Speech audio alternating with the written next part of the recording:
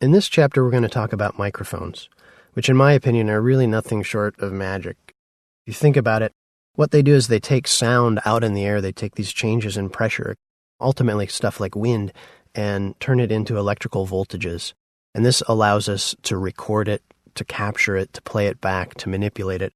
Everything we do with digital audio and even analog audio pretty much starts with the microphones.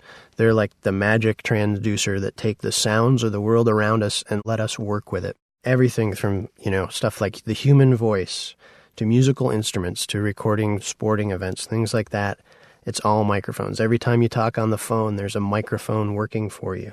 So they're pretty amazing. And if you're going to work with digital audio or audio, you really want to know as much as you can about microphones because they'll definitely come into play at some point. And if you're going to work with digital audio, you definitely want to know about microphones because it's pretty inevitable that you'll deal with them and have to make decisions about them, which ones to use at what time for what application.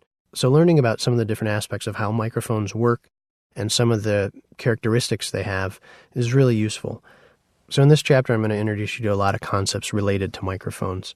And I know that if you're aware of these, it'll help you in your end goal of what you're trying to produce audio-wise.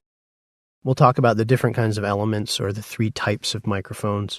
We'll talk about different pickup patterns, things like frequency response. We'll look at the various body styles of microphones, some of the accessories.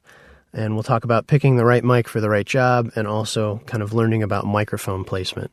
There's actually, when you start to work with microphones, there's a lot to think about and a lot to consider.